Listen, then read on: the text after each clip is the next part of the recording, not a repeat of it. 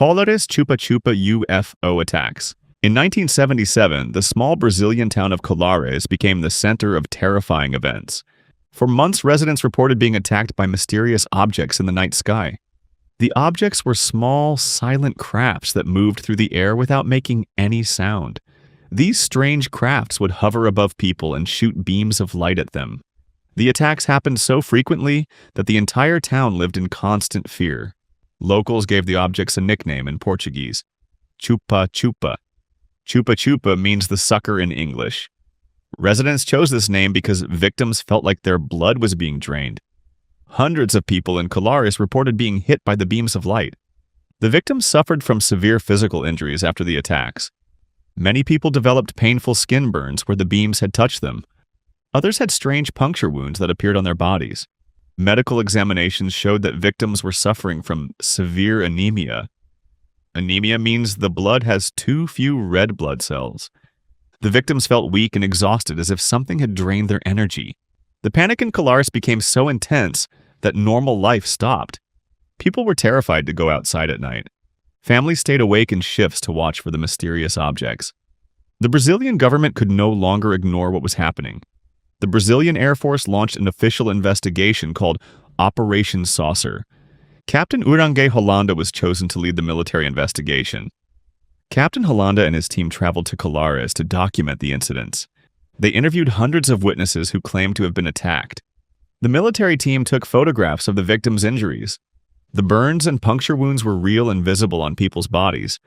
Captain Holanda's team also collected detailed sketches of the crafts.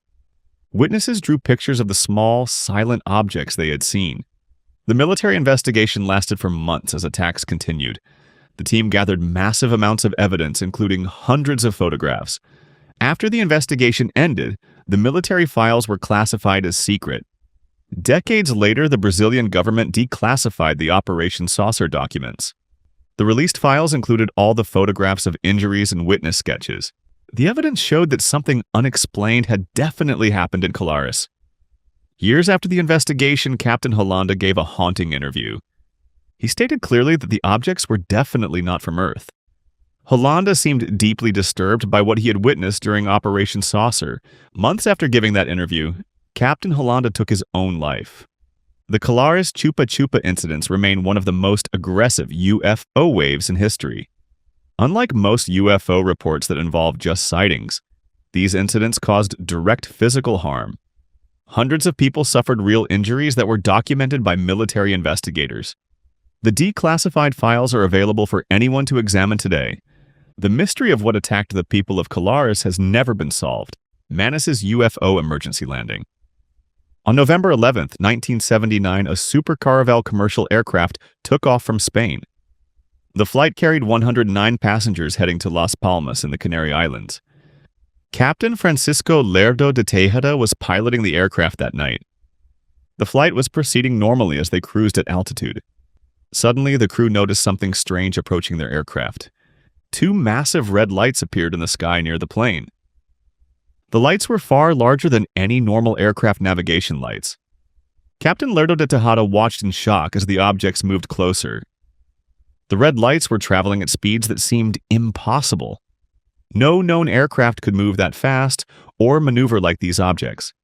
The crew realized the objects were heading directly toward the cockpit. The massive lights were on a collision course with the commercial aircraft. Captain Lerdo de Tejada had 109 passengers depending on him for their safety. He made the decision to perform an emergency landing immediately. The captain radioed air traffic control to report the dangerous situation.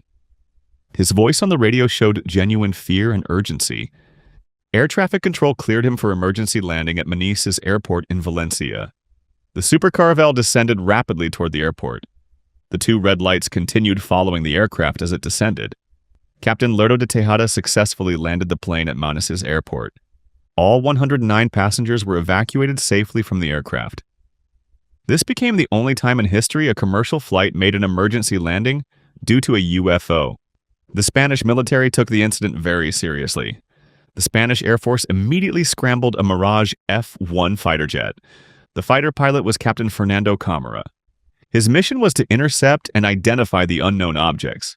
Captain Camara took off in his advanced military fighter jet. He located the mysterious object in the night sky. As Kamara approached the UFO, something terrifying happened. The object began jamming his electronic systems. His instruments started malfunctioning one by one. The jet's targeting and navigation systems were being interfered with. Captain Kamara reported that the object was behaving like it was locking onto him. The UFO's movements resembled a missile guidance system tracking a target. Kamara felt like he was being targeted by an aggressive weapon system. The experienced military pilot realized he was in serious danger. He broke off the pursuit and returned to base immediately. The actual audio recordings of both pilots' conversations with air traffic control survived. The recordings captured the genuine fear in Captain Lerdo de Tejada's voice during the emergency. Captain Kamara's reports of electronic jamming and being locked onto are also recorded. These audio files are frequently used in UFO documentaries. The tapes prove that both pilots experienced real terror during their encounters. The Spanish government investigated the incident thoroughly. No conventional explanation was ever found for the red lights. The Manises emergency landing remains one of the most credible UFO cases in aviation history. Italy's Zanfretta alien abduction. On December 6, 1978, Italian night watchman Pier Fortunato Zanfretta was on patrol near Genoa, Italy. Zanfretta worked as a security guard doing routine night patrols of properties. It was a freezing, rainy night with terrible weather conditions. As he drove along his patrol route, something impossible happened. His car suddenly died without any warning. The engine stopped completely and all the electrical systems shut off. Zanfretta tried to restart the vehicle, but nothing worked. He stepped out of the car into the freezing rain to investigate the problem. That is when he saw something that would change his life forever. Massive figures emerged from the darkness near him. The beings were enormous, standing at least 10 feet tall. Their skin was a bright green color that seemed to glow slightly. Each creature had triangular-shaped yellow eyes that stared at Zanfretta. He could see thick veins bulging across their foreheads. The beings did not look human in any way. Zanfretta was paralyzed with absolute terror at the sight of these monsters. Before he could run or scream, everything went black. Hours later, other security guards found Zanfretta lying on the ground. He was in a state of deep psychological shock. The rescuers immediately noticed something very strange about his condition. Despite the freezing, rainy night, Zanfretta's clothes were completely bone dry. There was no rain or moisture on his uniform at all. When the rescuers touched him, they felt intense heat radiating from his body. His body temperature was far higher than normal human temperature. Zanfretta was rushed to a hospital for emergency medical treatment. Doctors were baffled by his physical condition and mental state. Investigators wanted to understand what had happened during the missing hours. Zanfretta agreed to undergo regressive hypnosis therapy. Regressive hypnosis helps people remember traumatic events they have blocked out.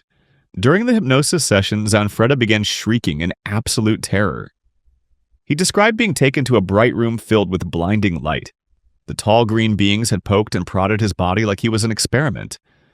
Zanfretta relived the horror of the examination during the hypnosis. His terror was so real that doctors had to stop the session multiple times. The most shocking evidence came from other witnesses in the area. Over 50 people reported seeing a massive glowing object in the sky that night. The object was triangular in shape and gave off bright light. Multiple witnesses saw the craft at the exact time Zanfretta disappeared. The sightings were reported from different locations around Genoa. All the witness descriptions matched a large triangular craft. Zanfretta's abduction became one of the most documented cases in Italy. Barney and Betty Hill, alien abduction. On the night of September 19, 1961, Barney and Betty Hill were driving home through New Hampshire. The married couple had been on a short vacation in Canada. They were traveling along a quiet, rural highway late at night. As they drove, Betty noticed a bright light in the sky following their car. At first, they thought it might be a plane or a star, but the light began moving in ways that no normal aircraft could. The object followed their car as they drove down the dark highway. Barney stopped the car to get a better look at the strange light. He stepped out and looked up at the object through binoculars. What he saw made his blood run cold. The craft was disc-shaped and completely silent as it hovered above them. Barney could see figures moving inside the craft through windows. The beings were looking down at him. Terrified, Barney jumped back into the car and drove away as fast as he could. The silent, disc-shaped craft continued following them. Then something impossible happened that the hills could not explain. They experienced a period of missing time. One moment they were driving on the highway, the next moment they were miles away. Hours had passed, but they had no memory of what happened. When Barney and Betty finally arrived home, they noticed strange things. Both of their watches had stopped working and would never run again. Betty's dress was mysteriously torn in several places. They felt confused and disturbed but could not remember why. In the weeks after that night, Barney began suffering from severe anxiety. He developed painful ulcers from the stress. Both of them had terrible nightmares about the night on the highway. They decided to seek help from a psychiatrist. The doctor suggested they undergo hypnosis to recover their lost memories. Barney and Betty agreed to separate hypnosis sessions. Under hypnosis, both told the same terrifying story independently. They remembered being taken from their car by strange beings. The beings were short with large heads and huge black eyes. Their skin was gray and their bodies were thin and frail-looking. Barney and Betty described being brought aboard the disc-shaped craft. The beings subjected them to invasive medical examinations. They were poked and prodded like laboratory animals. The terror in Barney's voice during the recorded hypnosis sessions is haunting. His fear was real as he relived the traumatic experience. The descriptions Barney and Betty gave of the beings became incredibly important. Their account of the large-headed, big-eyed gray aliens became the blueprint for all future alien stories. Before this case, people did not describe aliens looking this way. After the Hill incident, the gray alien became the standard image. The Barney and Betty Hill abduction is considered the original alien abduction case. Their story established the pattern that thousands of other people would later report. The psychological toll on both of them was severe and lasted for years. Barney Hill died in 1969, still traumatized by what happened that night in 1961.